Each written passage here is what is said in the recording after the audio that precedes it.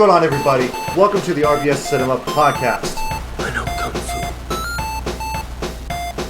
Show me. This is Sparta! I'm thinking I'm back. Why so serious? Avengers! Assemble. I'm Batman. You better lawyer up, asshole. Because I'm not coming back for 30%. I'm coming back for everything. I'll be back. You shall not pass! RBS. Lovely. What is going on, everybody? Welcome to RBS Cinema. I'm the Joker, baby. I'm the Joker, baby. The Joker, baby. If you guys can't tell from that, this week we decided to talk about Joker 2. Let me introduce you to the new Joker. And Sam is not here again, but there's a reason. I'm your host, Devin, and with me I have Jack again. I am Jack. Hello. But yeah, Sam could not be here because he was hungover last night. He was drinking, but he did watch the movie, so there's that. And before we actually talk about Joker 2, let's go over some of the things that we do for new listeners.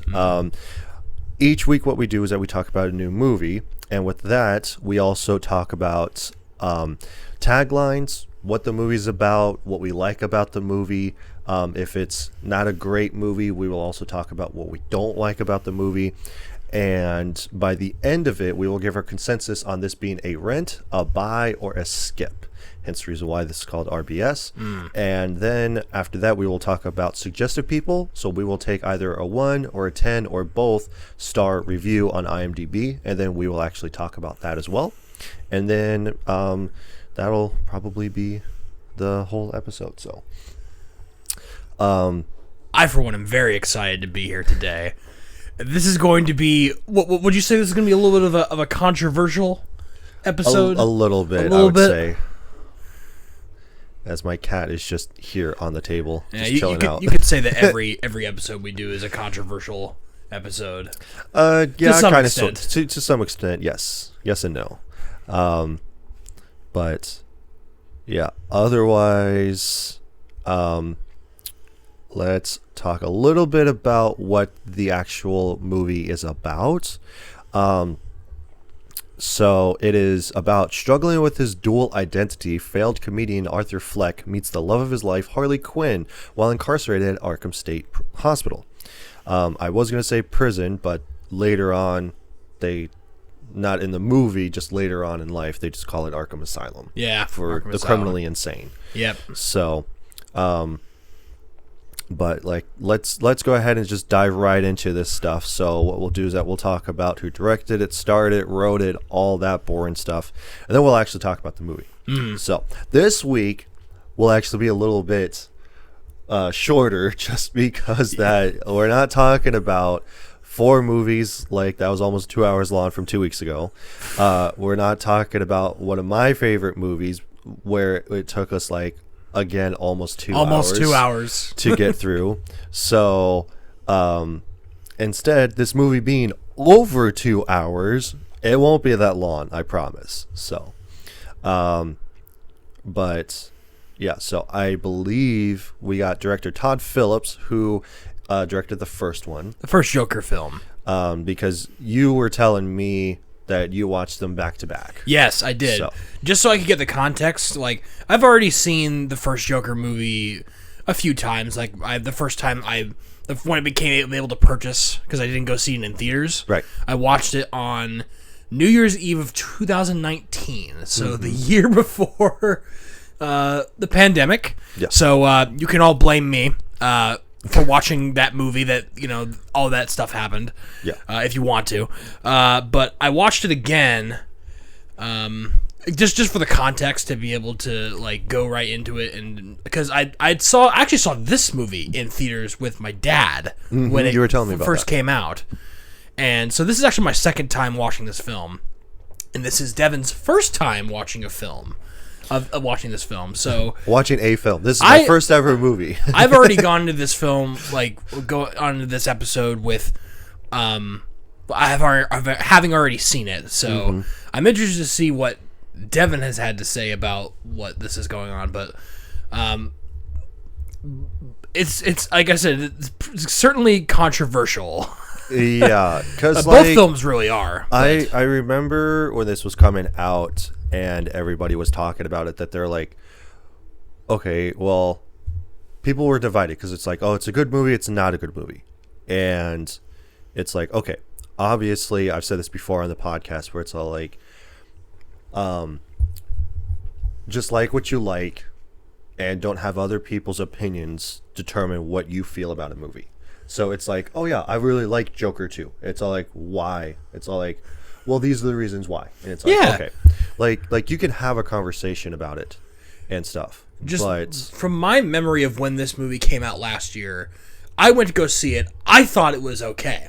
I thought it was I'll give more of my opinion and stuff like that later on in the episode, but then after so long after having seen it, I just start seeing this outcry of people just saying that they hate this film.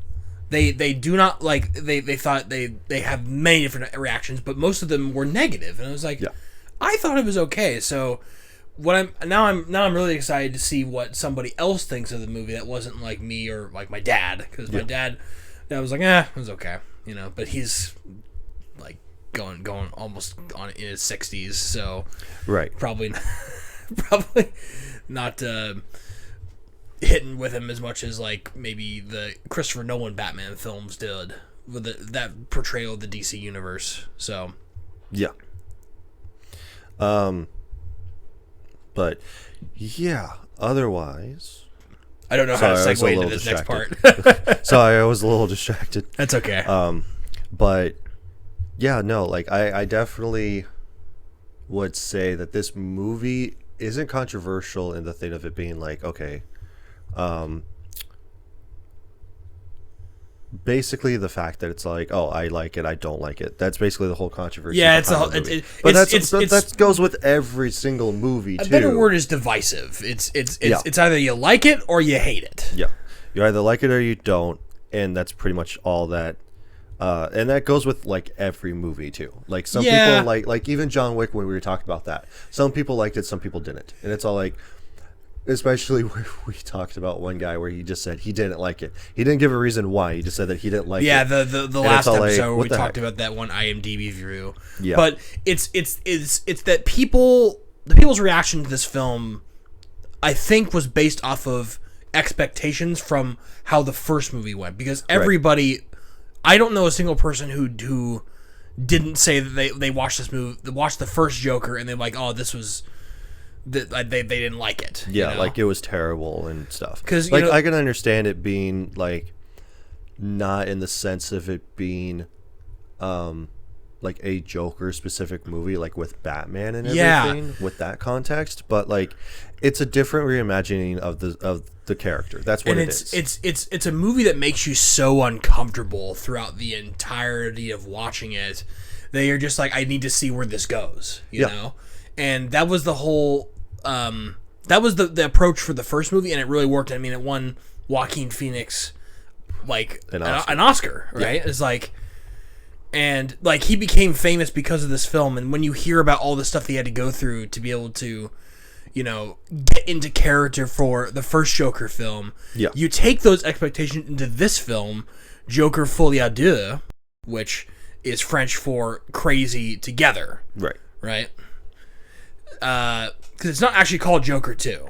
Right. It's like it's Folie à Deux. Yeah. Which but it is a direct sequel, and it happens actually a year after the first film's events. Yeah, because I was thinking that it took either I knew it didn't take days or weeks, but I knew it took like maybe months, if not a year, to. It's like almost a year. It's off by like a couple weeks. Right. Or like a week from the first film's events. Right. Because at the end of the first one, he gets arrested. He goes to the asylum, and then it's like whether or not that it all like happened in his head or anything. So like that was the whole stipulation. That's another at the thing time. that I think is going to throw people off about this movie and the first one, where it just gets sometimes it gets a little bit confusing if you're not paying attention to like, wait a minute, was that real or was that all in his head? Right. And there are times to when like that'll actually be addressed in this movie specific, which we will actually talk about that too. But like the fact that in the first one, it's like, okay, when he goes and he's in the asylum and he's talking to the lady and so he starts laughing and she goes like, what is it? And he goes like, oh, I thought of a joke. She goes like, you want to tell me it? And so he goes like, you wouldn't get it. And it's like, okay, was all of that happening in his head or was it actually happened? And that actually gets addressed in this movie where it actually did happen. Yeah. And he actually like, but then the other thing too is like, did he kill the lady too? Because when he walked out of the room, he has bloody footprints. He had bloody footprints. A lot of this stuff was like they said that he only killed 6 people. Yeah. The 3 guys on the subway, Murray, his mom, and I think maybe that lady, because that would have been the 6th person. No, the 6th person would be the 3 guys in the subway. The guy that he used to work with. That was the guy he stabbed in his apartment. Mm-hmm. That would be the 6th person. His mother, which he doesn't reveal that he killed her until near the end of this film. And then Frank, everybody knows Franklin. that he only killed 5 people. Right. That's it. But like he nobody knows knew. He actually killed 6. Yeah, but nobody knows that he killed his own mom. So playing off of that, now you have all of this like theory crafting from you have in the first movie, like how much of it was real, how much of it was in his head, and then you get the second movie where it just clarifies, no, pretty much all of that was real. Yeah. And then people are like, "Oh, it was so fun to like theorize whether or not he was actually crazy or not, or like whether or not he was just imagining it all." Yeah. And then they just get an answer. It's like, oh, that kills all the mystery of it. Right. Which is, it could be interpreted like that. I didn't see a problem with it. No. I thought you could still speculate about how certain events like were made up or real, because this film actually does a really good job of subtly letting the audience know when something is made up or when it's actually happening because of the aspect ratio changes and certain ways that the camera movements go to what you know that like, okay, this seems not real, right? This seems like his imagination. And they do a better job of that. Well, I think they intentionally do a better job of that, maybe to address the criticisms of the first movie where it wasn't clear enough whether or not the things that were going on were in his head or real. Yeah. So that's my take on it, at least. That, I mean, like, again, it's very subtle. Yeah. It's kind of hard to tell when you're watching it for the first time, even in, like, especially in a movie theater. I can't imagine what people thought when they went to go see this in theaters. Oh yeah, But I thought about seeing it in theaters and then I didn't. So watching it again, like, you can definitely pick up on that stuff through your second watch through. But again, it's more important that the audience gets it the first time around. But again, it was just very subtle, and again, this movie has a lot of details that you can miss if you're not paying attention. Yeah. But we'll continue back into the nitty gritty of the movie. So we got writers Scott Silver, Todd Phillips again, and Bob Kane, who I believe all 3 of them came back from the first movie. I didn't do research from the first to this one, so I would assume that's all the same people. Yeah, I mean, because Bob like Kane is the guy who made Batman, who made stuff. Batman, and Todd Phillips, again, another example of a film where the director is also part of the writing team, or the writer, like, it always goes really well when multiple different parts of a film's production team coalesce. Yeah.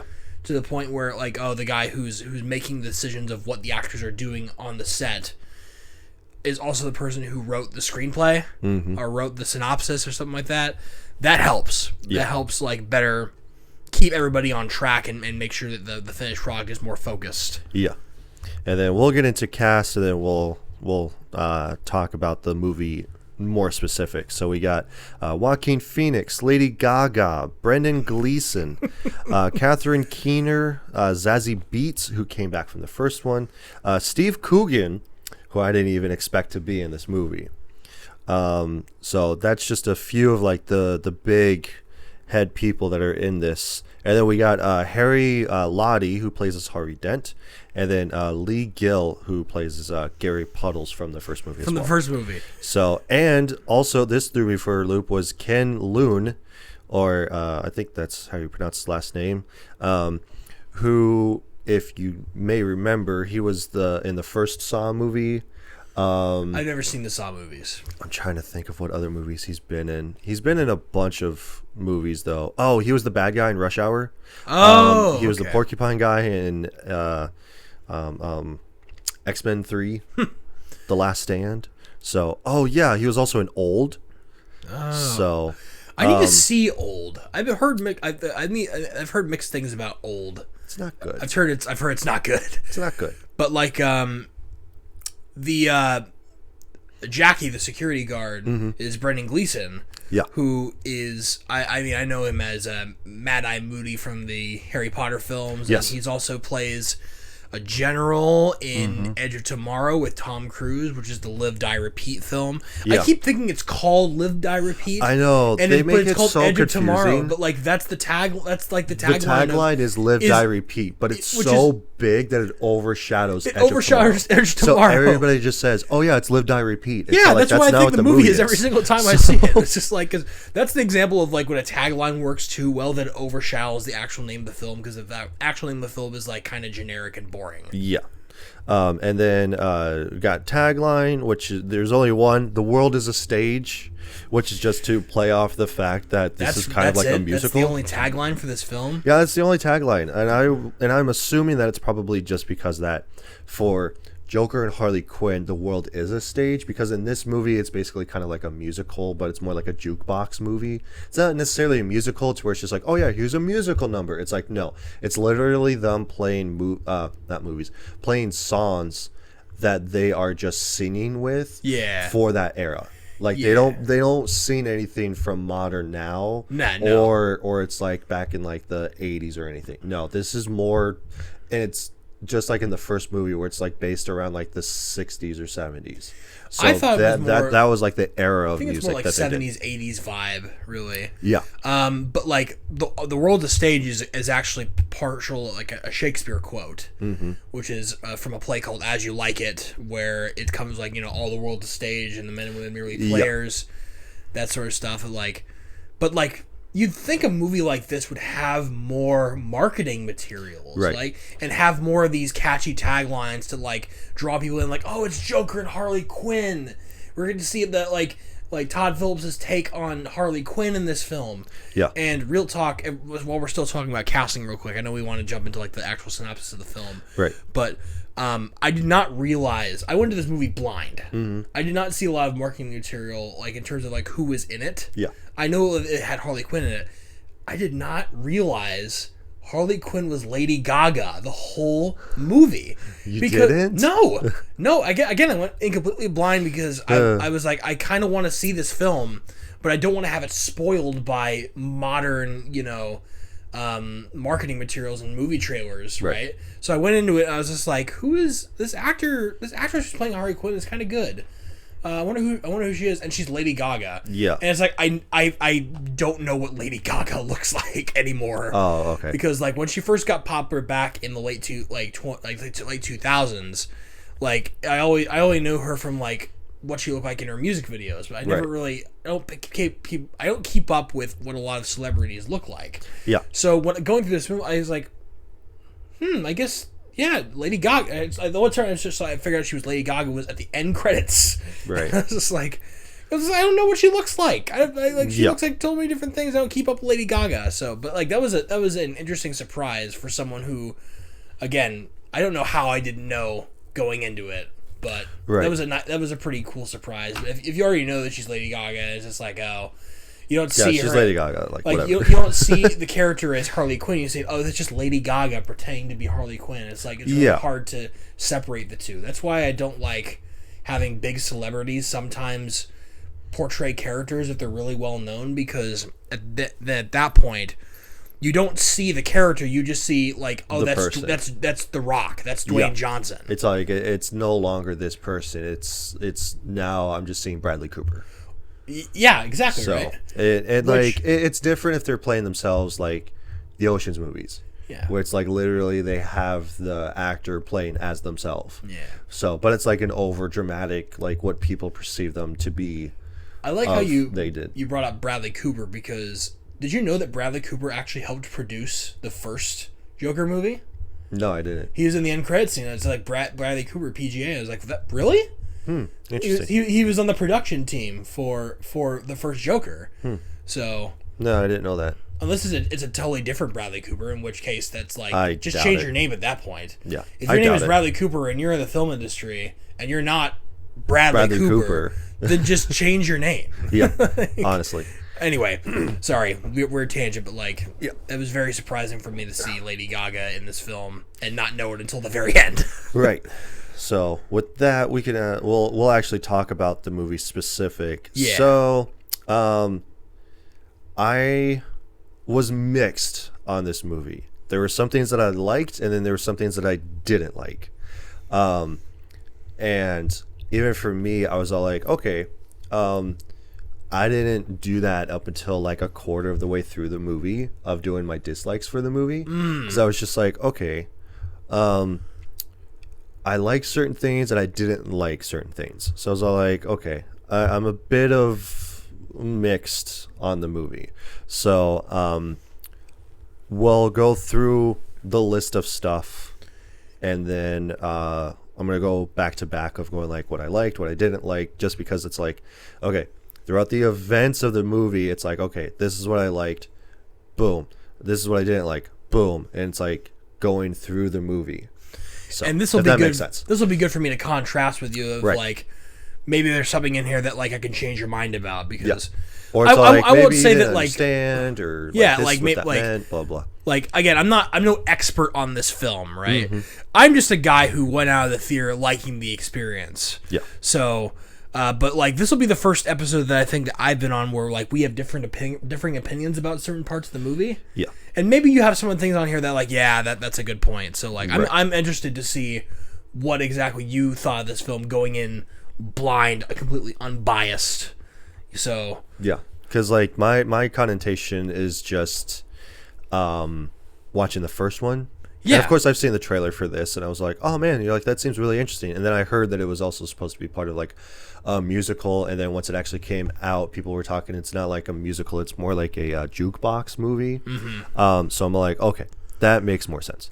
But I did actually like the intro to the movie where it's like animated. where it's, Yeah! like, the old style of it's Warner it's a Brothers. Looney Tunes cartoon. Yeah, and I'm like, okay, that was actually pretty cool. That was actually really neat. And then it plays off into where it's like the events of the last part of the movie in the first one, where it's like him going to the Murray show, Yeah. and him going into the dressing room, and like his shadow wants the spotlight, but he's like, okay, come on, like we have stuff to do, like let's go ahead and get this done. Like it's playing very heavily into like the split personality, Right, that the they're trying- duality of Arthur versus Joker, Joker. which they do make this a huge thing It's a throughout this huge whole movie. theme in this movie. And I'm like, okay, I don't like the Joker split personality, because that's not who the Joker is specific. Like, he's just chaotic evil, and he's not a split personality person. Now, in the White Knight comic book that I've read, he does have a split personality, because basically going off into a side tangent for that series, because there's more than just one book. Now there's 3, because they also did Batman Beyond. Yeah. But talking about the first book specific, throughout their whole course of Batman versus Joker whole duality thing, the city is just fed up with the devastation and the damage that Batman does. So now it's like, okay, is Batman a good guy or is he a bad guy? And because like he doesn't pay for any of these damages that are done on the city and everything, trying to just get one guy being the Joker. And so When the Joker comic world becomes self-aware almost. right, and then so Batman catches the Joker, throws him in Arkham, and then he ends up taking medication to make him more sane, and then he becomes a different person after that. What, so he's Joker does? yeah. Or okay. So Joker becomes somebody different, and Harley doesn't like that, so then she goes to Batman to basically have him stop being like basically sane, because of course the Joker being insane, but the Joker tries to run for mayor and stuff like that and everything. So, but yeah, that's basically the whole in a nutshell of what the story is. And it's like, okay, that makes for a good, compelling story because you have the Joker who takes this medication who then becomes a normal person. Yeah. But now in this one, it's like, okay, you have these people that are saying that he has a split personality.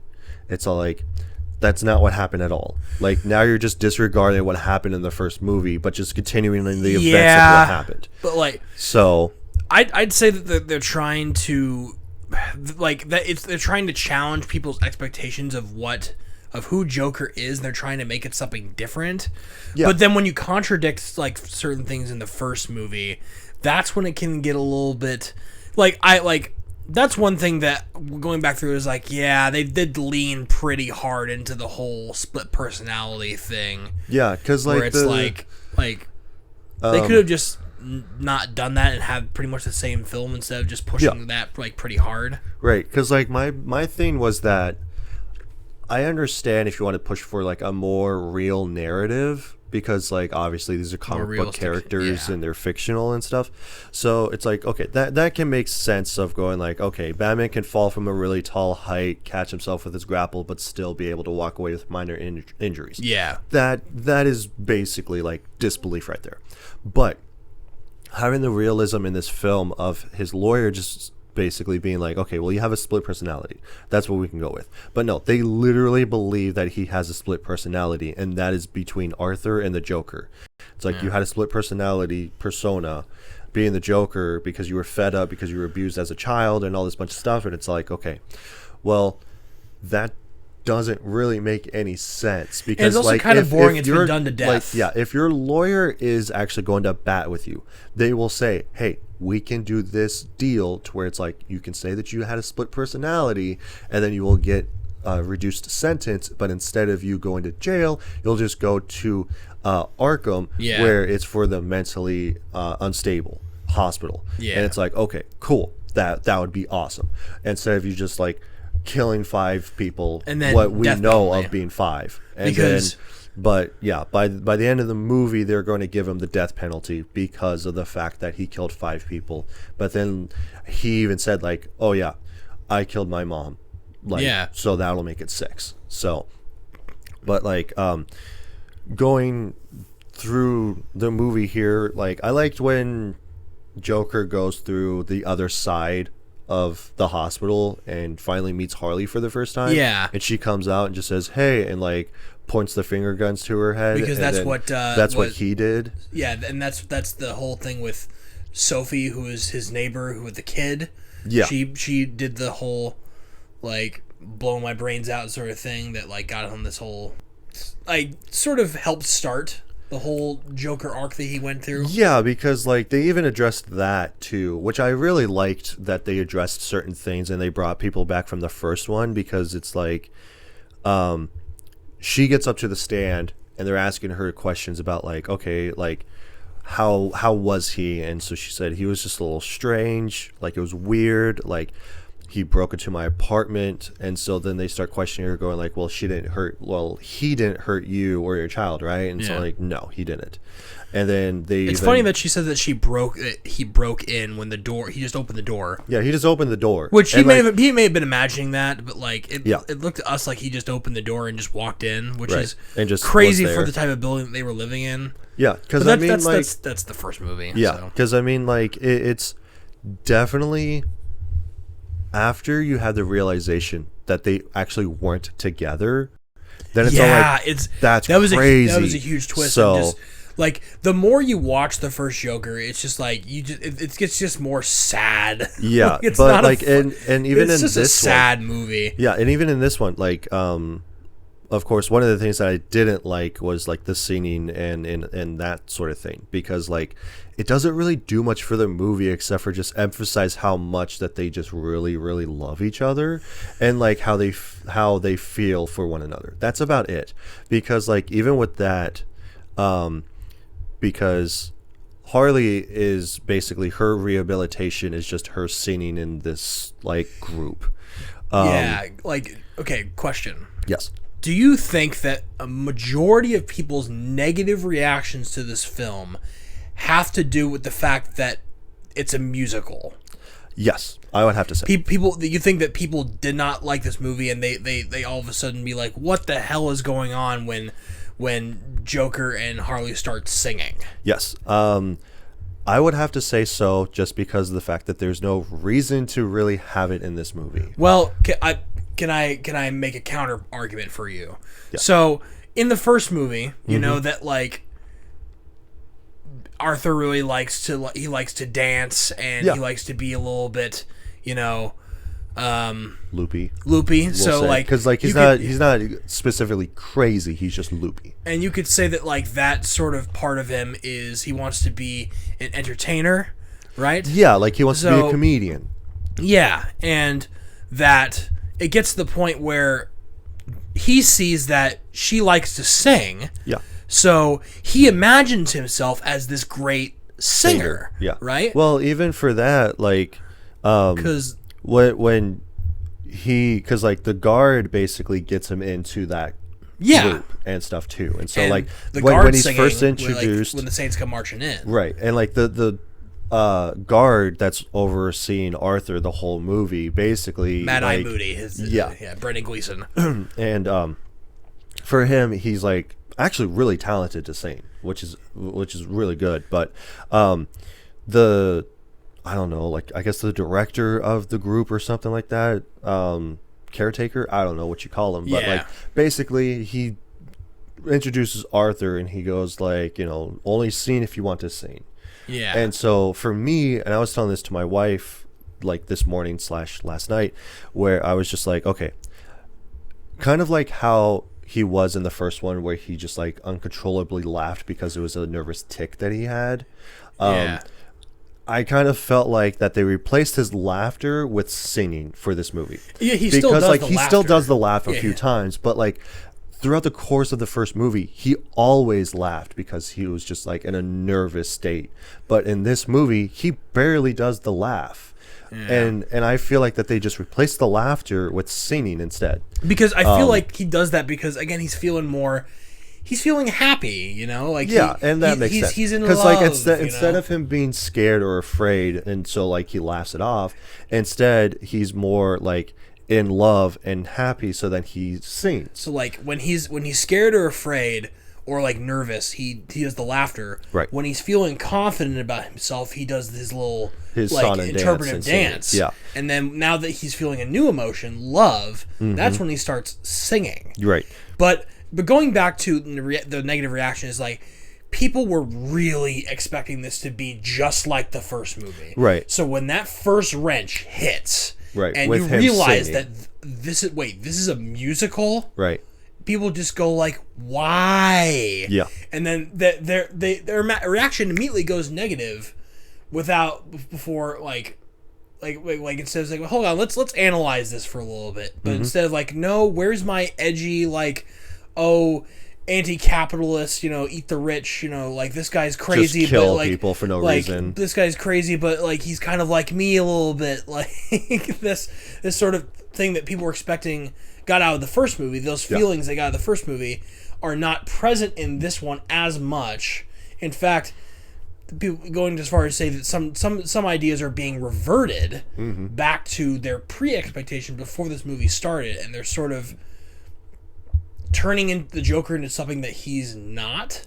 Right. Would definitely qualify as a reason that people did not like this movie, because it's like, oh, it's just like you're as far as say like character assassination, which I think is a really aggressive term. It is really aggressive because reviewing. Because like it's just a different reimagining of the character. That's all that this is. So, like that's what any of these comics are just different reimaginings of the same characters. And like they're different stories made by different creators. That's all that comic books are, that's all that movies are, and that's just all that what I want to perceive as this character being, and that's what I want to do for my idea. So my response to those people who are like saying like this this is a horrible imagining of Joker, like there are so many adaptations of what Joker can be. Joker has been done time and time and time again.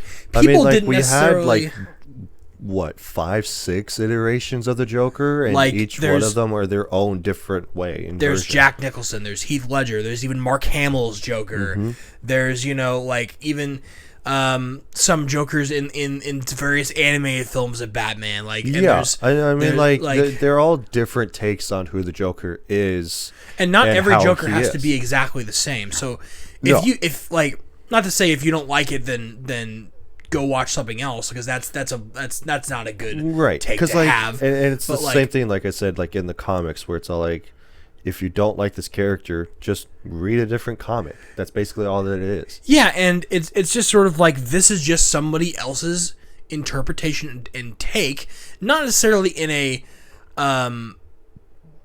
like a Zack Snyder sort of Michael Bay interpretation of, like, I'm going to be completely irreverent of the source material and I'm going to just do it my way, you know, like that's because, going like Michael Bay is like, he didn't want to make a stupid toy movie, so he just took the Transformers and just be like, I'm going to do it for adults, you know? Or the Teenage Mutant Ninja I Turtles. can't say that Todd Phillips is doing that here. Yeah. He is trying to make a little bit more of an artistic take. Yeah, And trying to challenge people's like, this sounds really pretentious, but he's trying to challenge people's like expectations of what the Joker is and what it can be. Because like he's trying to contain it in a movie that's not going to be like, oh, is this going to become a franchise? You know? He's making it more realistic rather than making it bombastic and like twisted, like the other iterations of Joker are. It's more of a take on the failure of certain social services and mental illness. Yeah, that's basically what this is. It's a more realistic in-world adaptation of the Joker instead of him being basically super powered, super intelligent, like going being up able against, to like go up to a man that is like 10 times stronger than the average person.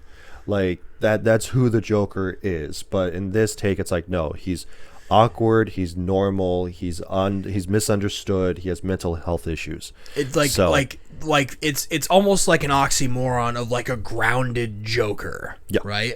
Trying to rein him in a little bit more and trying to analyze a little bit of like, okay, what if the Joker was in our world? Right. What if the Joker what if he was in the real world, in the real somebody world like applications? him? Because like, yeah, he would go to trial for killing a bunch of people, and like then he would go to Arkham and then he would break out. Like that's basically what ends up happening. But even in the comics, it was like, no, he has a mental disorder. That's why he keeps going to Arkham, because he doesn't just go straight up to prison, because he would just kill everybody that's there. So instead, it's like, okay, well, he's definitely mentally unstable, and that's the reason why they made Arkham Asylum, is for the criminally insane. Yes. Which is just the Joker, all of the different characters that Batman fights. But there's no supervillains in this movie. No, and like there are subtle nods to other people that are in the comics, like Harvey Dent. Like Harvey Dent, but who like, is the lawyer who is still a DA. Yeah. But he's just a younger version, And- which I liked and I didn't like. I like the fact that he's in the movie, but I don't like the fact that literally him and Batman are supposed to be the same age, roughly. Like, So Arthur's in his late 30s in this film. Yeah. Clearly. Like, and then but Bruce is still a child. Bruce is still a child, like he was in the first Well, in the first one. movie, I should say. Sorry. But even at the end of the first one, like, his parents died because of the events that unfolded with Joker, which is not which typically is the how anarchy. the story goes. No. And, like, which is fine because they still, like, you know, had somebody go down the alleyway and shoot his parents and then, like, get away. But, like, and then that's supposed to start him being Batman. But then in this one, like, obviously, there's no mention of Batman, which is good because you don't need to necessarily have him this there. Movie, so you could even argue that, like, people are going to argue, I was like, did this movie really need to exist? And I'm like, maybe not, but, I mean, it's certainly, it's not like it shouldn't exist. Like, but, Yeah, one of the things I did like was the guards mistreating the inmates, because Yes. like before Batman ever gets on the scene, that's how that they are. Yeah. Like that's how the police are. They're very corrupt. They beat people up like for no reason. Like that's just how it is. And then once Batman gets on the scene and he sets everybody straight, and Gordon gets to be commissioner, who basically runs the department, then everything is like basically on the right footing. So there's no more corruption for the cops. There's no more people being in people's pockets and stuff. And like if they are, of course, Batman sets them straight Like, and just throws them in prison. This is a So- pre-Batman world, and Oh, yeah. a pre-really Bruce Wayne billionaire. Yeah, world, because he's still a child, and he's now You could grieving say that, over like- his parents, and he might be starting to actually start to like be book smart and just ingesting a lot of knowledge. But we'll and never then- know, because this movie is not about Batman. Right. But it's fun to think about, like theorizing, like what is Bruce Wayne going through right now? But like they never interject Bruce Wayne into this world, other than a small cameo in the first movie, which I like. Yeah. I like that it's just about Joker. Right. We don't need to worry about. I mean, again, there's small cameos to other, like you said, Other Harvey characters, Dent, and but, like, and Bullock too, because like who's Bullock? Bullock was one of the inmates. Because Yeah. I thought that he was one of the cops, but like No, but I know, but like, But- is he like what's that reference to? basically Bullock was underneath Commissioner Gordon. Oh, So he okay. was part of the GCPD, but in this, like he's just an inmate. So like, but maybe it's I don't just a know. coincidence? I think it might be a coincidence, but I also think that like it's a subtle nod to the character, because Maybe. like even Bullock, he's a black guy in this. Yeah. Instead of him being white, which like it could just be an entirely different character. That See, they I'm just not named too Bullock, familiar but- with that character, so I don't know, I didn't pick but- up on that if that was a reference. But yeah, like basically Bullock was a detective as well. oh yeah. So in the It comics, does, and it does ring a bell yeah. now when I think about it. So he's like the fat guy Okay. that is always trying to take out Batman in like the animated series. Oh, okay. So and he's just like, oh, I don't really trust Batman, and Commissioner goes like, good, you Oh, don't have yep, to, because I know who because you're I talking do. about now. Yeah. Yep. So, but yeah, that's Bullock, and even in Batman Begins, he's in that too. Oh So, yeah, he is in there. He's the guy that Batman streets up and he goes like, swear to me, and drops him. I don't know. I swear to God. Swear to me! Oh yeah, because that's he's the the part. corrupt detective. Yeah. Yeah. So, Okay. but yeah, that whole thing, I'm just like, okay, that's an awesome subtle nod, but also at the same time, I'm like, why just have that as a character? Like, why specifically call I'm him starting Bullock? to think that this is a So- coincidence and not like. Yeah, I I think it's the a guy is just named coincidence, as just, maybe like, a the subtle only reason nod. you know his name so. is like through shouting guards, and maybe if you watch through subtitles, like Yeah. you don't know who Sophie's name is, like No. for the longest time until it's mentioned in the subtitles. you know? Yeah, because like I had it written down that like Bullock says "Go Arthur," and I had subtitles on. Yeah, So, so, and like- it's just like, okay, like Bullock says. Yeah, I that, watch and all I'm my like, okay. movies in subtitles if I can, just so I don't miss anything. Right, me too. But yeah, and then the other thing too was that like, while that like, then that brings up my next point of like something I didn't like was the fact that he was watching. I think he was watching himself on TV, and he started singing about like being in love and stuff. Yeah. And then because the guard asks him like, well, how like, I think it basically is like, how does that make you feel or something like that. I know, So- like they were announcing that they were going to pursue the death penalty. Yeah. And then he was And like, then what he's do you, all what like, do you know what do you about think that? about that? Yeah, like that he's going to die. Yeah. And so then he starts singing, and then it's all like, he gets done singing, and then one of the inmates goes like, yeah, Arthur, how does that make you feel? Like, answer his question. And it's like, so basically the singing didn't actually happen then. Yeah, it was all in his imagination. Right. Most of the singing segments are all in his imagination. Oh yeah, 100%. Because like I didn't think that he was going to be on stage with Harley in full get up and clown Yeah, makeup no. and stuff like the Harley and Quinn show and like that sort of thing. Like I mean, I those know ones that are stuff obviously isn't all real. in his imagination, but Right. like that first singing segment was in his imagination. Yeah, that's that one was. that's a And there point in are the- times to when like he is singing out loud. Yeah. Like when he's in the interview with or when the one guy. when Harley and him try to escape after Yeah, Harley and they're sets fire singing, to a and piano. then and then later on, they said that she was singing while you guys were trying to escape. And so he goes like, we weren't trying to escape. Like that was the whole thing. Yeah. But which, speaking of setting that piano on fire, I actually did like that because she said that she's a pyro. Yeah, So she said her backstory. Yeah, her backstory that she gave Joker was that she set fire to her house, and her mom had her admitted into the hospital, and her dad died in a car accident. And so like she was basically playing off the same shtick that he does of going like, knock knock, guess what, your dad's dead in a car accident. Your dad's car like. And it was basically the same thing of him going like knock knock, like, you know, doing the whole knock knock joke and going like, oh, I'm sorry, but your dog's dead, and it's like that whole thing. Like your son was in a car accident, he's dead. Yeah. But it just turns out that she was just a big fanatic of his. Yes. She didn't really love him. She just loved the story about him. Yeah, she loved the Joker persona. Yeah, more and than not she loved Arthur as a person, which right. is revealed later in the film. Right, because then I was all like, okay, if she's a pyro, why give her matches? But yeah, like, where does she get thing. those matches? It's right. like. And like obviously, you know, like she smokes cigarettes and so does he. But yeah, there's a lot of smoking in this film. Yeah, in both films it's like, actually. But it's like, okay, if she's a pyro, why give her anything that's flammable?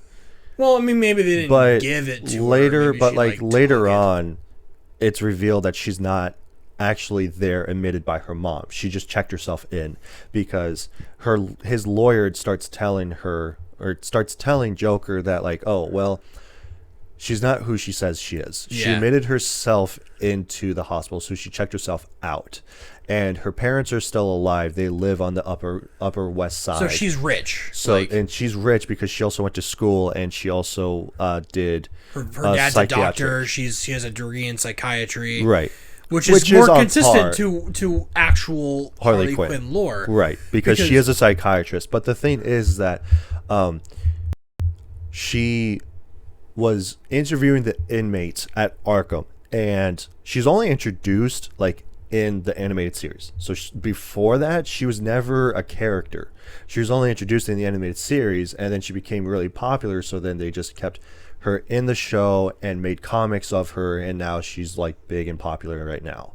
She's super popular. To the point where like people will always say like Harley Quinn is more popular at some points than Joker is. Oh yeah, 100%. Because she's sexy. I would say so. But like even with that, it's like, okay, her popularity got too big now where it's like literally they made a comic of her farting. Fine. Oh, holy. It's not so bad. Smells like discipline. Like literally on the cover is her literally farting out a gas cloud on the cover, and I'm all like, why would you do that? Like that's not funny and that's not cool.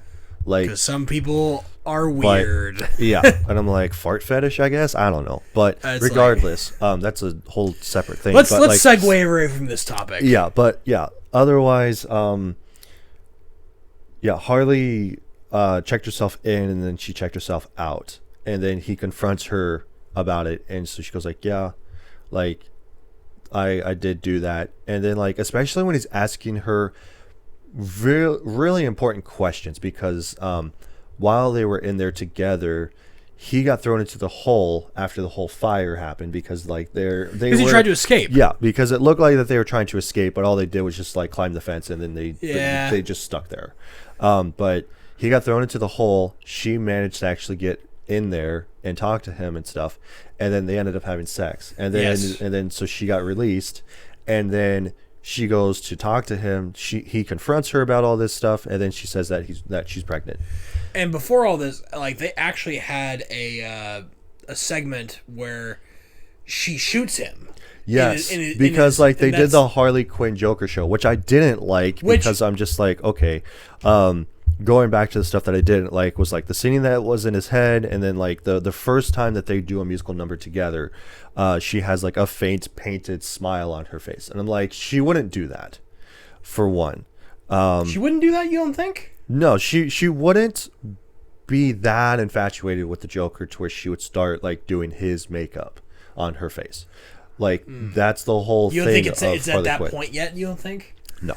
What I But, like, see, what I picked up from that scene was, I started after my second walkthrough. I was like, wait a minute, this is kind of like Sonny and Cher. Yeah, because like that's basically what it was from totally the what Joker that's a and Harley Quinn reference show. to, and I never picked up on it the first time I picked up. And then like, then she pulls out a gun because then she started singing about her, and then he goes like, "But wait, it's not just about you." And then he goes like, "It's about me." And so she goes like, me.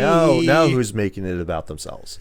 And then they start to like go back to doing the musical number again, like basically let's take it from the top. Yeah. And then she pulls out a gun and then shoots him, and then it's all like, okay, well, what is this supposed to be a representation of? And I think that is his psyche basically telling him that, like, okay, well, she basically lied to you and betrayed your trust. It's his conflict. It's his doubts about whether or not he actually loves her. Right, and then is symbolized by him shooting her, and right. like the whole thing about like you're making this more about yourself. Yeah, and then even with that, it's like, okay, that is interesting because then he confronts her about all that stuff because this was it happens when like right because I had a dream about you. Yeah, because of the fact that his lawyer told him that she's faking it. She's blah, trying blah, to blah. sabotage your chances at not getting a death penalty. Right, and you're acting really bizarre and strange, right. And you need to act more normal if you want to be able to avoid the death penalty. And she's trying to screw it up. Right. It's like, no, she loves me. And it's like, well, she's lying to you, and that's what started this whole seed of doubt, and that's when eventually he confronts her about this. Yeah. I also did like that there were certain scenes to where it'd go full screen and then widescreen. Yeah. Like changing the aspect ratio, and I'm like, okay, that's actually pretty good because like I remember when I first started picking up on that, not in this movie, just like the aspect ratio in general, because like some of it's filmed in IMAX cameras, some of it's not, and that's the reason why the aspect ratio changes. Like especially like in the Mission Impossible movie Fallout, where it's like you have the big huge action sequences, it would go full screen and then it would go back to doing widescreen.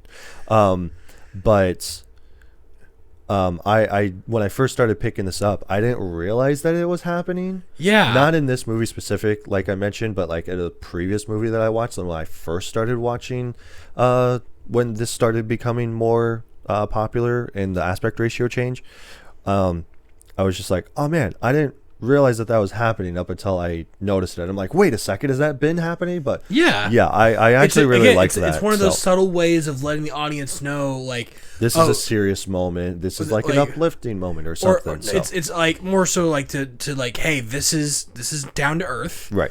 And this is an imagination, right? And again, it's helpful because again, if you're not paying attention and you're just sort of like half watching it, half paying attention, you'd be like, okay, you're looking at this and like, what is even happening, right? Which again.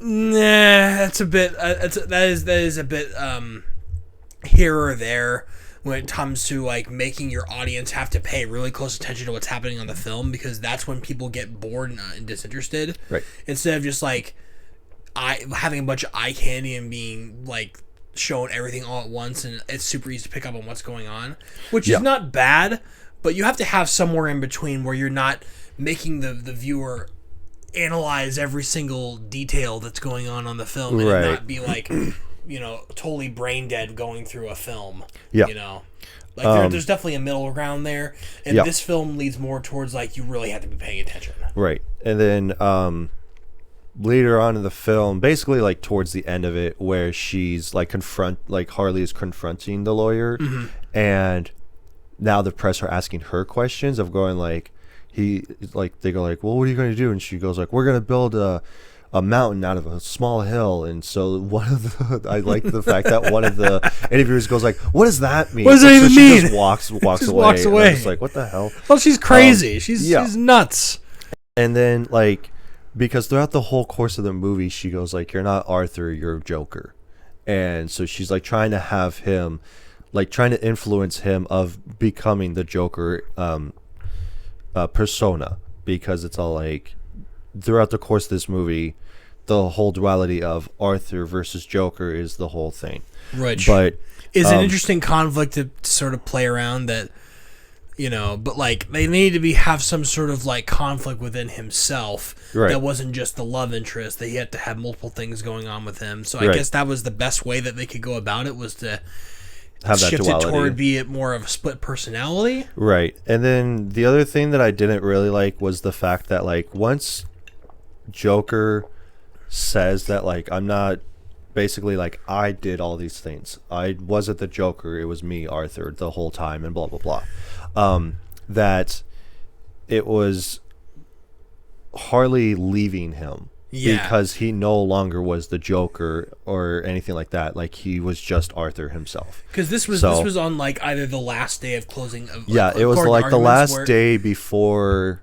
the trial was over. Like the jury gave their verdict. Yeah, and she gets all dressed up and she's got the checkered like undershirt and the red dress, and she's got the diamond eyeshadow, which is like a lot of the scenes used in the marketing material. Yeah, I did like that because it was pretty interesting. It was more down to earth instead of her just like having pale white skin and her just like having crazy, it would have looked really really hair out and of stuff. place. So yeah.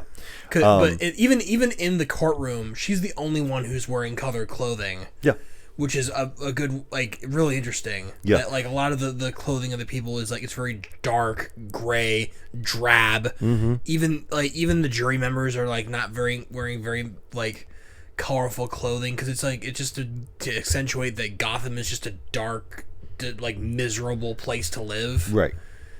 To some extent. Yeah. But and then like at the end of the movie when he's like giving his, like having his verdict being read, and she's not there and he's still waiting for her, like the jury is basically giving him guilty, like for all the accounts, and then the explosion happens, and when he finally gets up, like you see Harvey, like who's still alive, and like you see half of his face messed up, and I'm like, okay, that was actually pretty cool. That's a good reference.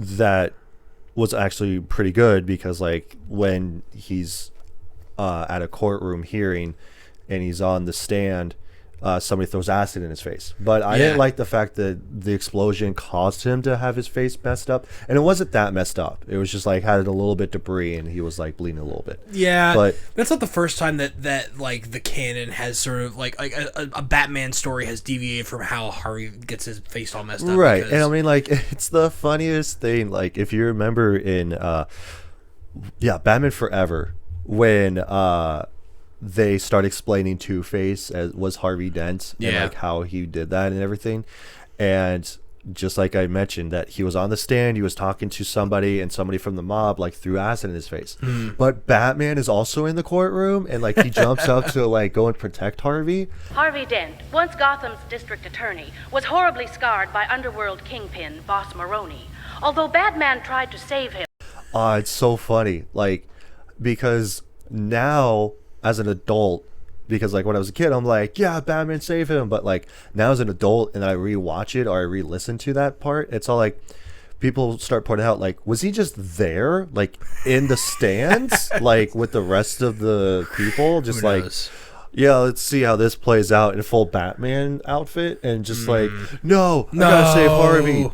Like it's just super weird. Okay, but before we continue on with like we're getting towards the end, I wanted to know what your take was about, because at some point during this trial that's going on, Arthur decides that he doesn't want to have his lawyer anymore, because he's starting to lean more into like, okay, you know what, I'm gonna lean more into the Joker, right?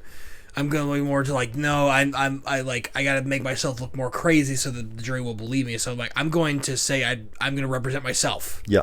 And so when they interview Gary Puddles, who is his friend, the short guy, the dwarf that was also worked with him at the clown shop in the first movie, he takes on a southern accent, right? Which was very strange.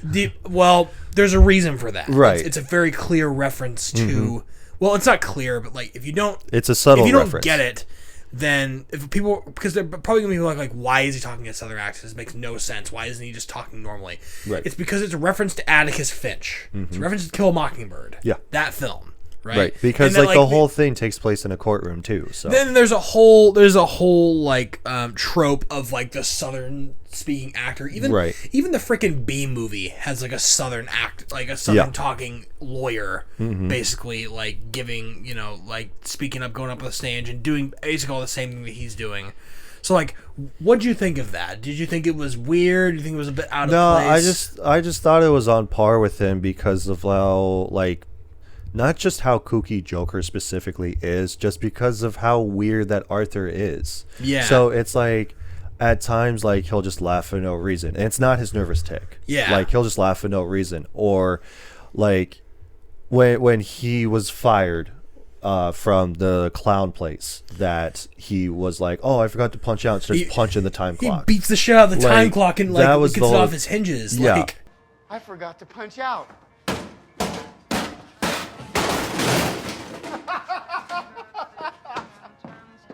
And like that whole thing. So it's all like, it's not outlandish for him to have that attitude. he has some eccentricness to him. Yeah. And what do you think of like the musical number where the courtroom goes red and he starts like beating he beats Harvey Dent over the head with a chair. And then he also kills like a comically large mallet. gavel. Yeah. And beats the judge to death with it. Right. And then he goes, "The Joker is me." Right. And he kills and then himself. he kills himself. Yeah. I actually thought that was okay. Yeah. Like I did like the brutality of it, just because like that's how he feels. That's what he wants to do. It's a nod back to the first movie because there was like extremely violent. Yeah. And like before he like pulls the trigger, the whole screen goes black, but you could still see his silhouette, and then like you see his brains fly. But yeah, no, I thought it was all right. And because I thought that he was like on a stage, or like there was just like or like at a bar or something like that sort of atmosphere, because he had the stool. And then all of a sudden I realized that it was actually the courtroom, because then everything lights up, and then he bashes Harvey over the head with the stool. Yeah. So and like during his closing argument, he brings up a stool, and the judge is like, "Just to remind you, this is not a comedy club." Yeah. Because he's got the microphone, like how he did, and then he's got the stool because like it's just like how it usually looks in a comedy club. Also in the song of making a mountain of a small hill that they start singing, they were Harvey's playing the piano. Yeah. They were at Pogo's, which is the comedy club that he got recorded at, and it was a clip shown on the Franklin Franklin show. Yeah.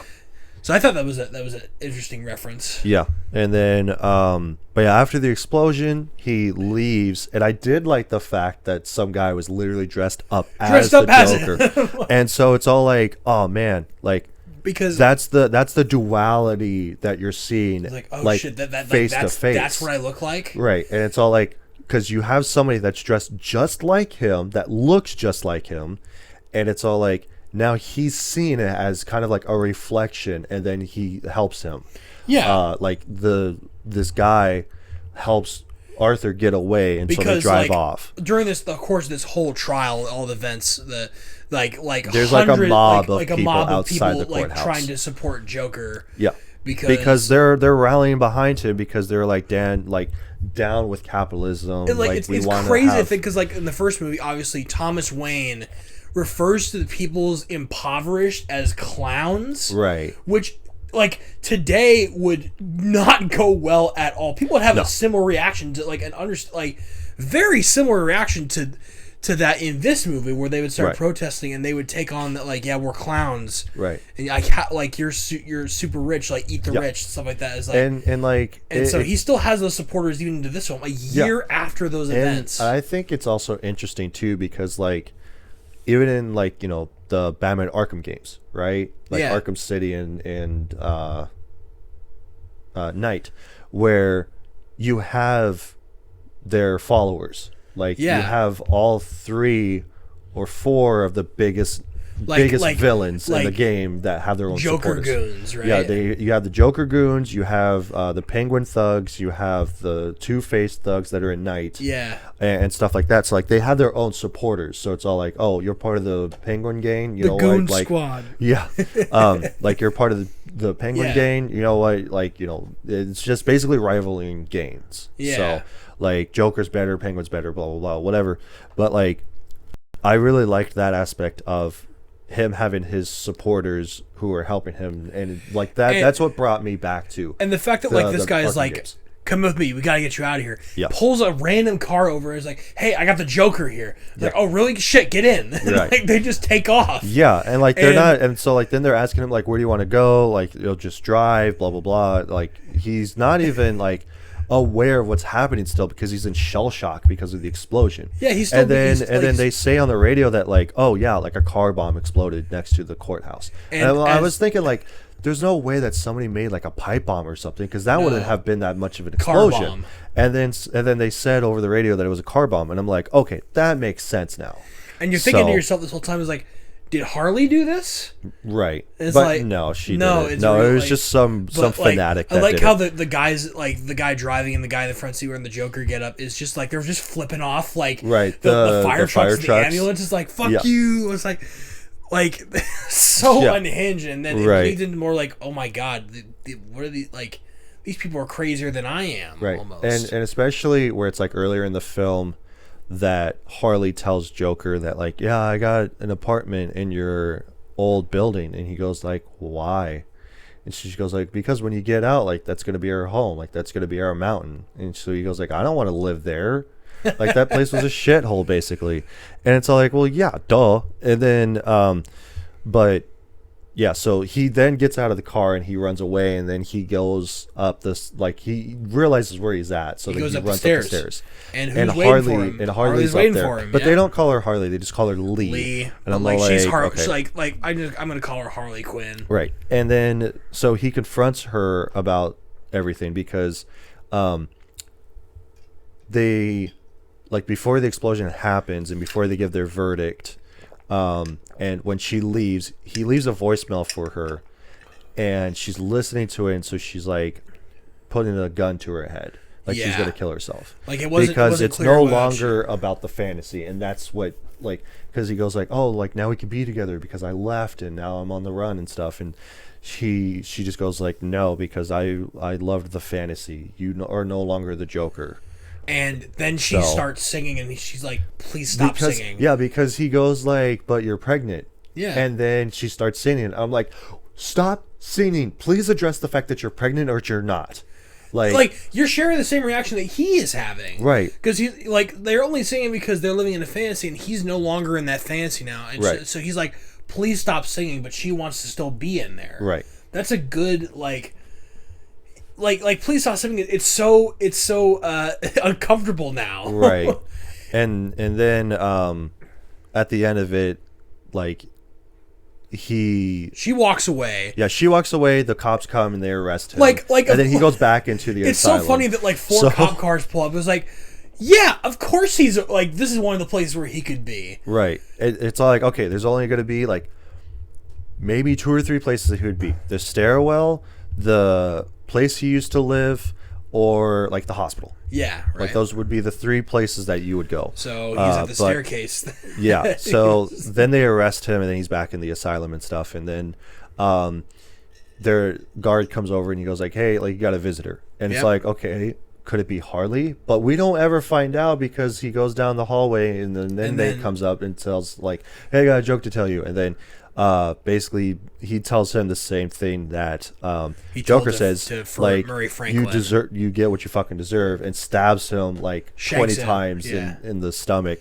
and then he dies. And like as he's dying, he goes back to the original scene of when Harley shoots him. Yeah, and he's asking like, and he starts singing. Yeah, he starts singing again because he wants to be like, and then you see. Like you see him slumping over and dying because he's getting stabbed, and blurred in the background, you see the guy taking a knife to his mouth, right, and like that's the Joker, right. So that's the and actually, and I the think second, that's a subtle nod to the Dark Knight's Joker. Yeah. Like, and like the Heath Ledger's second Joker. second watch through, you can see that guy sometimes just pop up. Yeah. Randomly, and like you don't notice it because like you're not paying attention to it the first time, Right. And like so he like that's another controversial thing is like, oh, you just killed him. Right. There's not going to be any more Joaquin Phoenix. This is it. It's done after the second one. Right. Right. Unless you make a Harley Quinn movie. But I doubt that. But that is another If they one that's do, like, it won't be like this. You just killed this character that was so iconic in the first movie, and like so many people will be like, man, he's just like me for real. Right. And then you kill him. Right. And that's gonna rub people the wrong way around this film as well. Yeah. But it's just very sad because, Arthur was he's just fucked up, really. Yeah, he's just mentally unstable, and that's all that it is. And like not to sympathize him, but like he didn't deserve a lot of the stuff that really happened to him. No, And because like they said that he was like abused when he was 7 years old and stuff, and then he went into a foster care system, and then they brought him back to his mom. And but stuff, there really so. wasn't another way for this movie to end other than it being No. just a really sad, bittersweet ending. Yeah. Because it was either he was going to die or he was like somebody was going to kill him or he was Right. going to kill himself. Yeah. Like the. I mean, a lot of us like assumed that he was just going to kill himself on Murray Franklin. Right. Like Because that was the whole thing that he was going to do, was like knock knock and then blow his brains Yeah. out. But Which he we- ended up just killing Murray instead. yeah, which is like we were all like building up. It's like, oh man, this is gonna be so bad when he like takes a gun to himself and then Right. he ends up just killing him. And then Right. now it's like, oh, like, we really weren't expecting this, but like what Right. else could have been possibly happened in the end of the film? Yeah. What did you think about it? How do you think that like The first one or this no, one? No, about the ending, about him dying. Do you honestly do you wish that they would have kept him alive, or do you no, because he would have died anyway because they give him the death penalty, right? So like either way he still would have died, but like I don't know. I think for him to like for me, I would have had him just like go and see who it was and then him die, or like him having the conversation with whoever it was going to be. Well, I think presumably Harley, and then come back and then getting stabbed. I don't think he was actually there was anyone there. I think it was just the guard leading him down the hallway so that the guy Possibly. could stab him. So Yeah. I think don't, it could have been that. I don't think there was because anyone like actually there Harley to see broke him. it off with him, so Yeah, and there's then, a- like we never will find out if she is or not pregnant. But There's nobody else in the world that cares about him anymore. Everybody that would have possibly cared about him is dead now, or doesn't want to ever see him again. right, His only friend that he had like is now terrified of him. yeah, Basically, because he even said that like after that day I went to the cops for protection because like I was afraid that you were going to come after me. So I didn't see what happened on Murray Franklin. So. Yeah. But with that being said, this has been Joker 2 or Joker Folie Ado. And now we will give our consensus on this being a rent, buy, or skip. Obviously, rent is just like I'll occasionally watch it every so often, or it's like I don't have anything better to watch, so I'm going to watch this. Buy is like, okay, I'm going to buy this. I'm going to have it for my shelf. I love this movie. You can't change my mind. And then skip is just don't even bother wasting your time. I will let you go first.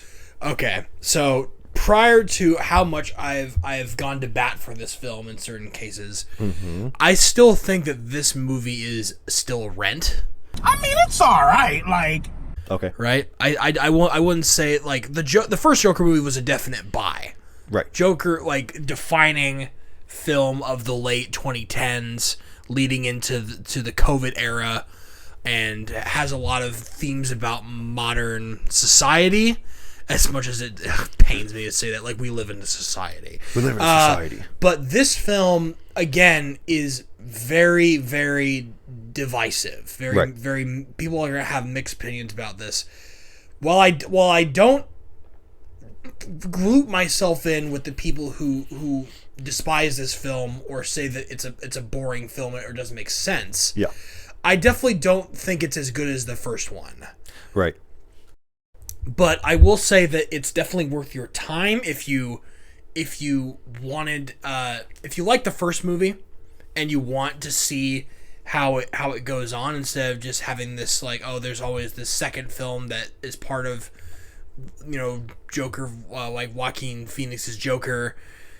I would say give it a try, but it's not something that you should go out and like put onto your shelf. I would say it's like like the way that this movie panned out in its reviews and how everyone like it's like being critically panned by not just casual viewers but critics as well. Yeah, that there's going to be plenty of opportunities for you to see this film and rent it at like it show up on streaming services and stuff like that. Right, Like Netflix that's what, or something. Because it's on Max because it's made by Warner Brothers. So, of course they would have it because they have the whole DC lineup. So that's always going to be an option for you because that's usually what happens with movies that don't do as well or hyped up and then didn't do as well, is that they usually just show up on streaming services to be able to pad out what little bit more revenue they could possibly get to fill out that big budget they had. Yeah. But like, don't skip this film.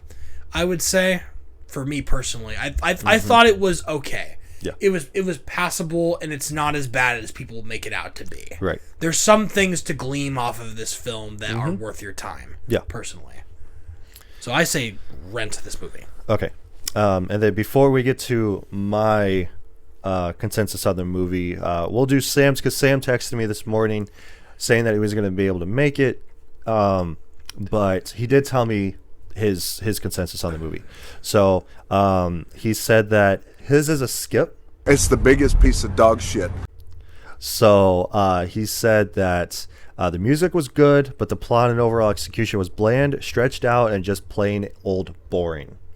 So, and I would have to agree with some of that, because like, even for me, my consensus is that it's a skip. It's the biggest piece of dog shit. You think it's a skip? I think it's a skip, just because of the fact, not even because like, oh, it's not a good movie or it's like a musical, blah blah blah. It's just because of the fact that like, it's just not well executed for what it was trying to do. Like, doing more about the Joker and then just shoehorning Harley Quinn into it just because they go together, that doesn't make any sense to me. Like, I can understand the real world application of it being the fact that like, she's a fanatic, so she loves the Joker but not Arthur, and she really liked the fantasy between him. But and you then could have made this film without having Harley Quinn in it. Yes, you could have definitely done that. I get that. But it's also the thing of it being like, okay, you just made it a musical, and like I said before, where it's like, okay, instead of him having his nervous laughter as a tick, now he's singing. And so it's all like, there's times to when I would go and I would click on my controller and I'm like, how much longer is this movie? It has another an hour and 15 minutes left. Yeah, that's and not then a good sign. And then even last night, because I told you about this before we started, I was like, dude, I went to bed half an hour before this movie ended. Like, I didn't care how this movie ended because I was so dead tired. I was like, I'm going to bed. And like, the fact that it's just so boring, like at least in the first one, after he shoots like the guys on the subway, then it starts picking up, because then he thinks he's on the run, and then his mom goes to the hospital, and then he starts to actually have the Joker persona start to actually increase more. It's really like, the first one is a slow burn. It's a slow burn, but there's drama, a big payoff by the end of it. It's sad watching it, and you just get this anxiety and this uncomfortableness that when you're watching it. And that feeling is, I will admit, is not as prevalent in this film. Yeah, because like, even in this one, like, there's no reason to be having him singing, or it's like having them on stage together and stuff like that. And it's like, I understand that you have them doing this because like, they live in a fantasy world, so like, of course their biggest connection is singing and stuff, but like, even with the context of the comics and everything, that's not their like thing. But not even just talk about like, oh, they just don't sing. It's like, no, they're just not that type of crazy. Yeah. But I also, again, understand that this is the real world application of the events and stuff. So, and my sort of counter argument with like, oh, they should have done it like this is like, you have to take the movie for what it is when you're applying this sort of thing. Which I'm not saying that you're wrong, right? But you're wrong. But no, like, no. I'm saying that the execution, could have been done a little bit differently, but you have to take this movie for what it's trying to do, where it's trying to give a take and it's trying to put sort of a different spin on the events of the first movie and trying what am I trying to say? Like it does what it's trying to do, where it's a musical and it tries to push it, lean into that, but like it challenged so many people's expectation of what this film was going to be. That because it didn't meet the expectation, people automatically say this movie sucks.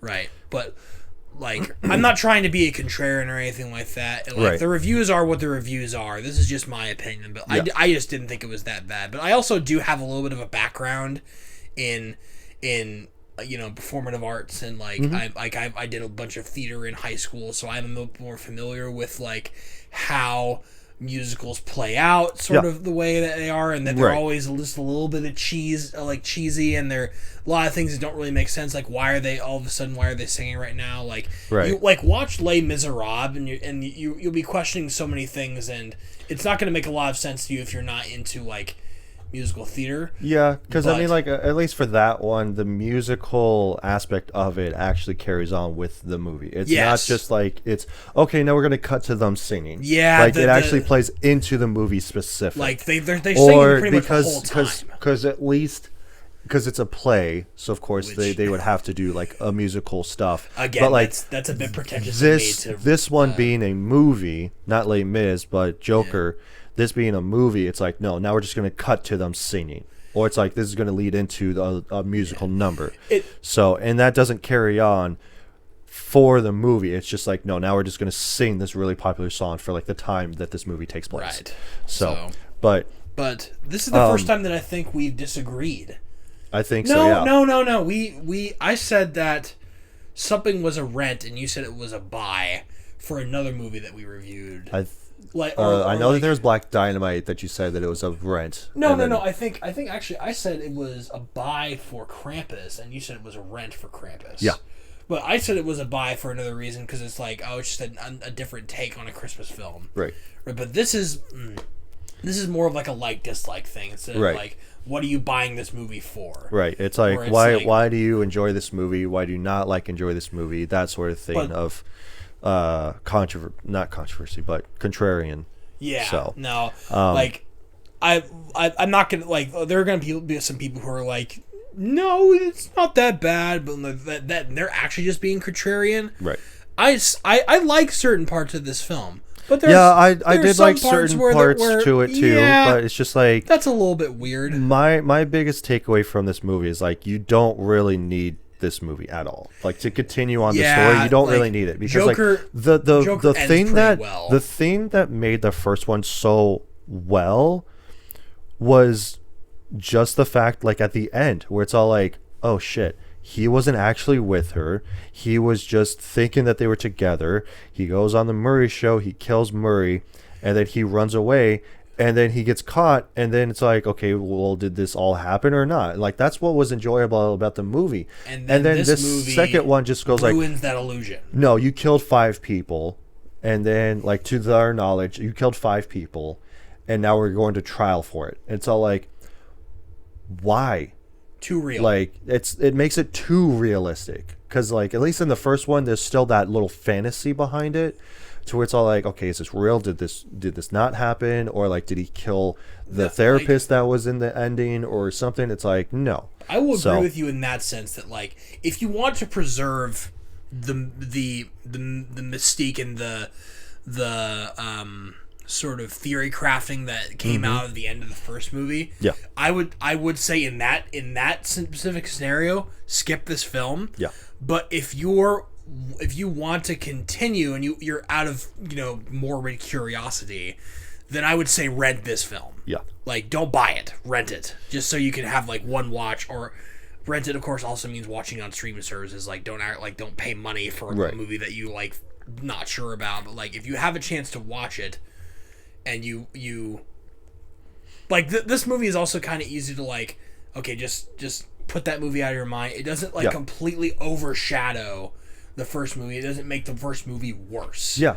So that's good at least. I definitely feel like that for this one. Like I mentioned, it's just a way for them just to have Harley Quinn in it because like they're supposed to be together and all this bunch of stuff. It's all like, okay, but you basically just shoehorned her in as just like an extra person to add to, which is really movie. bizarre because I wonder where that decision come from, because if it's the same writer and director and it's the same lead actor, so like where did it like who everybody made this decision to like make it as a musical or just have Harley Quinn in it? Who made those creative decisions that made the film into like this I would way? assume it was Warner Brothers. Warner Brothers probably went to Todd Phillips and went like, hey, we also need to have Harley Quinn in this movie because like the whole stipulation is that they're together and they're boyfriend girlfriend or whatever. Warner Brothers just like figure it out a way to do it, and which just cements Warner Brothers as being just really shitty now. Like Warner Brothers has really gone downhill in the 2020s. I feel like well, they've been going downhill, and the first time that I remember of it actually going downhill was Justice League. Because they didn't like Zack Snyder doing his portrayal of the Justice League series, so then they were trying to find any excuse to get him off of the project because basically what they wanted was the MCU level equivalent of the Justice League.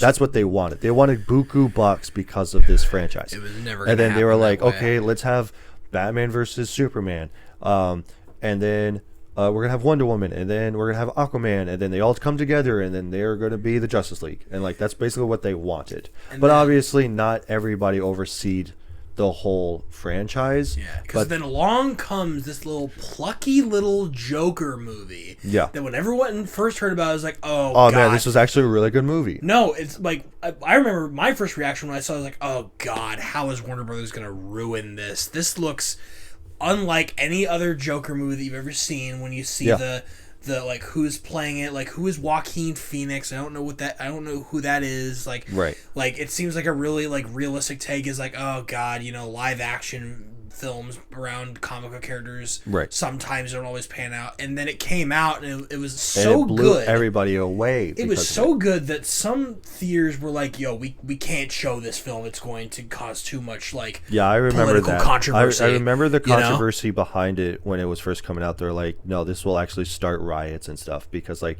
people will start thinking that this could potentially be real, and that people will have this mindset, and it's going to be devastating to other people that which are going happened to take this on anyway. So, I mean, if you've seen what happened a little bit earlier this year regarding that one CEO, it's like almost exactly kind of what happens in the first Joker film a little bit. So, but we're not going to get into that. Let's move on to our next segment. We've been talking too much about if this film is good or not. And I think we've beaten that to death. So. Let's move on to suggested people. So, I actually have up a 1 and a 10-star review because I feel like that this would have been mixed between us. Oh yeah, definitely. Because you already told me before that like you actually really liked this movie when you went to go see it. So, and it wasn't like I went into it expecting like, oh yeah, this is gonna be dog shit, blah blah blah. But like even for me, I didn't have that mindset of going like, I'm not gonna like this. So no matter what, it's also really hard to ignore the noise surrounding this film going into it. So for sure. I completely understand that. Yeah. So you can't go into like there's very few films that you can go into completely blind if you don't like if you're on like social media and stuff like that because. When something sucks, people are going to give their opinions about it. Oh, 100%. Or when people think something sucks, I should say. Yeah. So I had the 1-star review. They said Joker Folie à Deux was a huge disappointment. The movie failed to capture the essence of the Joker character, feeling more like a hollow follow-up than a meaningful sequel. Harley Quinn's introduction brought no impact or depth, and her presence felt unnecessary rather than complementary. The story lacked the intensity and psychological complexity that made the first Joker film so compelling. Honestly, it didn't feel like a Joker film at all. It should have been titled something else because it didn't represent what fans expect from the Joker universe. I'm sure lots of people will leave the movie from the half because the story is not moving forward at all. And I would have to agree because I've already said that, this is a perfect thing for them to say about the Harley Quinn character. Can I just say the Joker universe? Yeah, the Joker There's been universe. one film.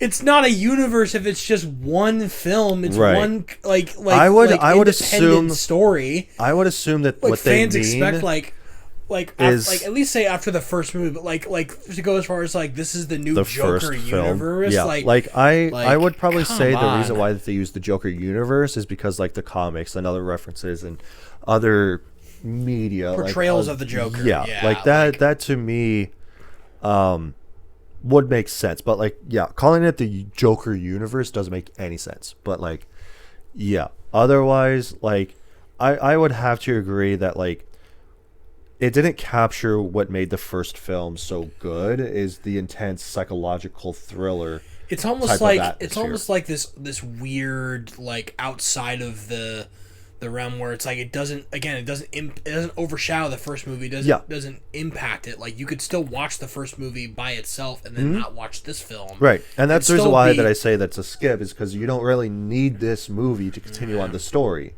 because the first one is just so well contained.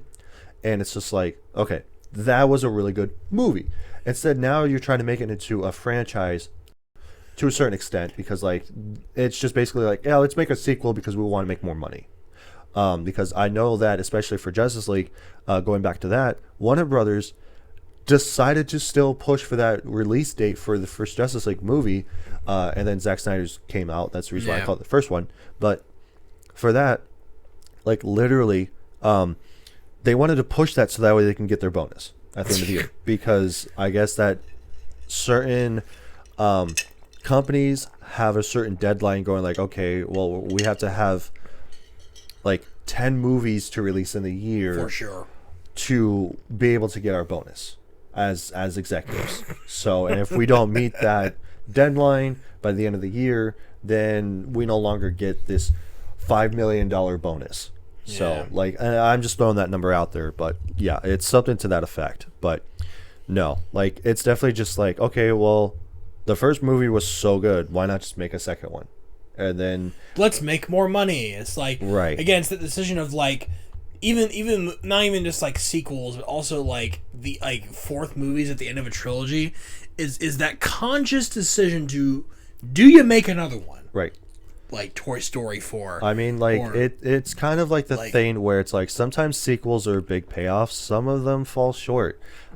Most of them fall short, to be honest. Yeah, Matrix 1, phenomenal movie, great movie. The second one, it's all right. It's not as good as the first one, but it's still pretty decent. The third one is just not good at all. So, and then the fourth one is even fucking worse. Which is crazy to me because in other movies like Jurassic Park. Yeah. Jurassic Park, the first movie is so good that then nobody really talks about the next one. Yeah, the second one wasn't good that I remember. The third one was better than the second one. And then you have Jurassic World, which was on par with the first one, but is a little bit less. And then you get the second and third ones after that. They're not that good. So, but yeah, especially continuing on with the franchise, definitely not makes or breaks it, but it's all why did they do this or why did they do this story or blah blah blah. So, but let's go ahead and move on to the 10-star review. Yeah, I'm interested to see what people. So, they said exceeded expectations. Going into this movie tonight, I thought it was going to be absolutely terrible. Having read the reviews, I was a massive fan of the first movie, so I expected it to be dramatically worse based on the critic reviews. Now, after watching myself, I'm convinced that the people saying this is bad simply didn't have the IQ to understand it at all. No. Why would you start talking about people's IQ? No, in a movie? your argument is invalid now. Why would you do that? It's like you had me in and it's like in this movie. You had me in the first half, and then you lost me. Yeah. So it's like it's like people will talk about Rick and Morty. It's like you have to have an high IQ to understand this film. You just make yourself like an idiot when you mention people's IQ when talking about like a film you make or a yourself TV show. look stupid. They had us in the first half. I'm not gonna lie. Yeah, like and also you're basing your 10-star review based on like you've already seen bad reviews of the film already, so you've been spoiled to some extent already. Yeah, and you're just writing this review just like I'm gonna prove all those people wrong. It's like that's not how you're going into this movie with the wrong expectation because you already read reviews on it. Which it's one thing to hear from people saying like, "Oh, don't go watch this movie because it's not that good." But to actively blah, blah, go blah, out blah. and look at reviews for a movie that you're about to see, right? It's like, why even go see the movie at that point if you're just going to read the reviews and you see that it's bad? You're just like, nope, I'm going to peep those people. And I do understand that like. For my wife, she doesn't care about spoilers. So, like, you can tell her what happens in the movie, and so she'll be like, oh, okay, well, that's not going to determine of how I feel if I go and watch it. But she's not a big movie buff like I am. But it's like, okay, I'm going to go watch this movie. Okay, like, the reviews on it aren't that terrible. Like, it's a pretty decent movie. It's okay. Like, but in certain aspects, it's like, okay, well, this movie is terrible, and what people are saying that it's good, what are you talking about? Like that sort of thing. Yeah, but but this movie is just that duality of having like, okay, it's good and it's bad. It's good and it's bad. It's whether you went into this movie with high expectations that it was going to be like the first film, right? Is determines whether or not you like how much you like it or not. Right, and then we'll continue through the rest of this because this is like halfway through. So it looks like everyone has jumped on a bandwagon saying it's bad because they have the attention span of a goldfish and can't watch a couple of 1-minute scenes of music in an over 2 hours long movie. And on the music scenes, they fitted well with the story and encapsulated the delusions of Arthur or the Joker. See, like, the music stuff, that kind of makes sense. But then you started talking about people's IQ and, like, people don't have the attention span of a goldfish and can't watch a 1-minute scene of music. This guy is lucky that you can't like respond to reviews on IMDb. Right. You can only give thumbs up and down. That's it. Like and like looking at this here, is definitely a thumbs down review. The like dislike ratio is positive. Right. People are like this guy is spitting. This guy knows what he's talking about. It's not like, again, you had us in the first half and then you lost us. After you started saying that people are stupid because they don't get the movie, it's like, no, we get the movie. We understand the concept of this movie. It's just not executed that well. No, it's like... And like, it's not because like, oh yeah, like the musical numbers don't fit. No, it's just like you don't need the music to continue on with the story because the music doesn't do anything for the story. The more you get into more of this like debate, the more you start to like take more of a negative stance on it. I feel like the more it's almost it's almost funny that way. That it's just like the more you talk about it, the more you're like, you know what, maybe this movie isn't as good. Right. You know?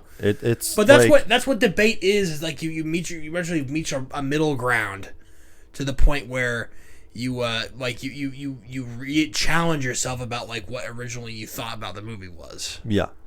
Cuz like honestly, like again, you just don't need this movie. Like you don't need the Joker story to continue on from the first one, because it could have been a self-contained story and that would have been fine. But no, now you have to sully the Joker movie by trying to make it into a franchise by now having not one but 2 movies now, and this one being the sequel. And then it's like, oh yeah, let's continue on this story. We're it's just like lucky there's nowhere to go that for this. It didn't work. We're lucky that it didn't like tarnish the reputation of the first movie. Yeah, because now you can go to people and just say the first one is really good. Don't bother watching the second one. Which a lot of movies are like that. Mm-hmm. There's some movies that are just like that. Like it just happens. Yeah, honestly. Which almost speaks more to the quality of the first movie, that like you can make a sequel that doesn't really impact it very much. Yeah. But with that being said, thank you all so much for watching and listening. Whether you're at home, doing the dishes, driving, working stuff.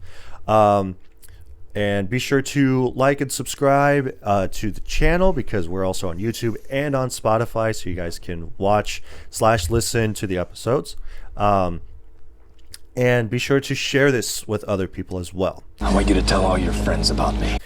Because we really appreciate when people share this, either word of mouth or just send it a video to a coworker, a friend, a family member, your dog, doesn't matter. So we basically, word of mouth is the easiest way to do this. Like, we really appreciate when people do that. Blow this thing up, like, honestly. Be sure to share this podcast with someone who has a low IQ. And then maybe you can increase their IQ points by about, like, I don't know. 5. 2. Yeah, 2 or 5, because we're not that smart as it is anyway. So, and be sure to leave a comment in the comment section below of what you guys want us to talk about. We'll do anything. We're masochists like that. We'll watch the absolute worst of Hollywood slop if it means that we can get some more entertaining stuff out. Plus, my friend Pax said in one of the recent episodes that, like, if you guys have a bad movie that you want us to talk about, they love bad movies. Right. So they just love watching bad movies and critiquing them. So it's awesome. Like, I also sometimes like watching bad movies. Like, I watched Hard Target last night. That's actually a good movie. So, but yeah, leave a suggestion in the comment section below on what movie you guys want us to talk about, whether that be a new movie, old movie, or bad movie, a good movie, doesn't matter. So movies. Suggest them. Yes. And then I already have some stuff in the pipeline for these next few weeks, so get ready for such catastrophe to happen. So hopefully next week we'll actually have Sam here. So, because it's been a little bit. We'll see. So, but yes, thank you all so much for watching and listening, and we'll see you guys next time. Peace out.